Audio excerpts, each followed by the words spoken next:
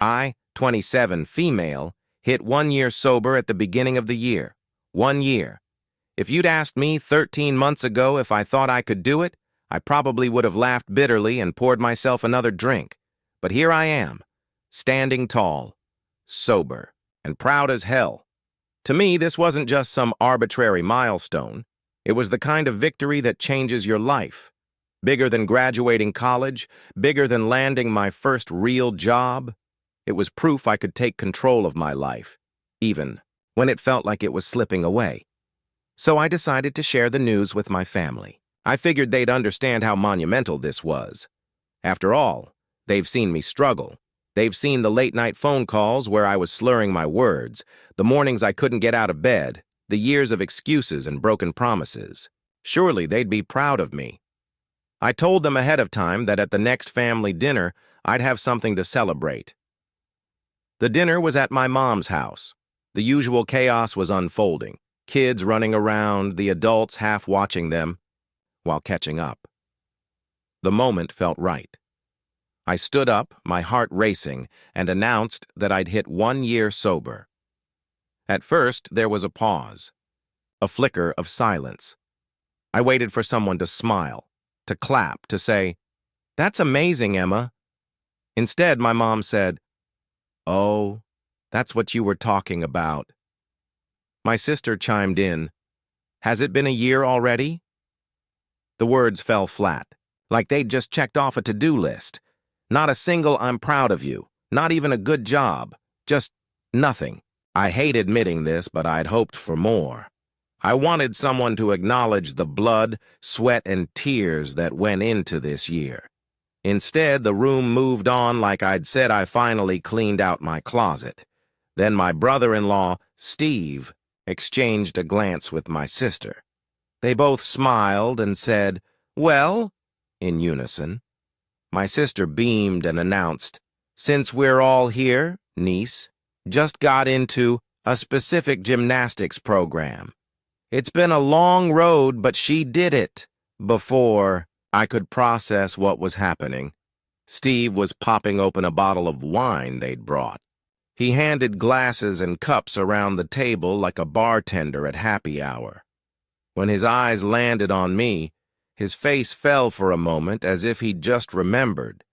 It wasn't malicious, but it stung nonetheless. I sat there, my chest tightening, and watched the celebration unfold. Cheers, laughter, clinking glasses. I felt invisible, small, like my milestone, something that had fundamentally changed who I am, was just another blip in the family's evening. The lump in my throat grew heavier with each passing second, until I couldn't bear it anymore. I stood up and slipped out the back door. The cool air hit me like a slap, and I let out a shaky breath. I told myself to get it together. I wasn't angry at my niece. She's a kid, and her achievement is amazing. I just needed a moment. I needed to remember that my journey wasn't for them. It was for me. When I walked back inside, my sister immediately cornered me. "Why did you leave?" "Without saying anything?" she asked, her tone sharp and annoyed. I took a deep breath and told her I needed a minute to myself. Her eyes narrowed. "Okay," she said, dragging out the word like I was being ridiculous. That's when it boiled over. I told her I'd shared something deeply important to me, and she bulldozed over it. My mom, overhearing us, raised her hand to cut me off. "What news?" she asked, as if she hadn't heard me earlier. I repeated it. "I hit 1 year sober," she snorted. "Your generation always wants praise." "For doing the bare minimum," she said.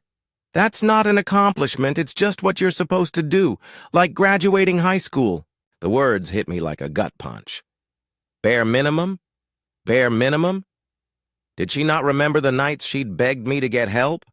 The times I'd showed up to family dinners reeking of vodka and shame?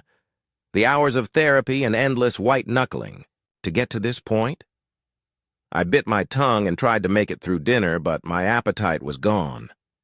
I felt like I was suffocating in a room full of people who didn't care.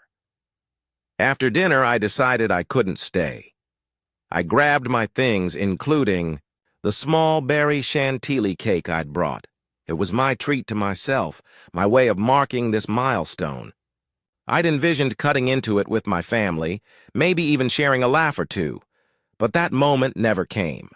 As I was putting on my shoes, Steve found me. He looked genuinely remorseful. "Emma, I'm so sorry," he said. "I wasn't thinking. I didn't mean to hurt you."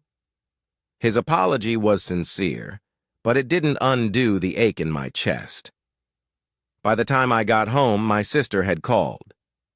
"Did you seriously take the cake?" she snapped. "Yes," I said simply. "It was my cake for my accomplishment." Her response was venomous. "Are you fucking serious? Oh my God, Emma, grow up! You are such a fucking baby." Later, my mom texted me, telling me how disappointed she was that I'd thrown a tantrum, because my niece got more attention than me. She called me childish for taking the cake, especially since the kids had seen it and probably wondered where it went. I don't think I was wrong. That cake symbolized something deeply personal to me. But now, here I am, questioning everything. Was I childish for taking it?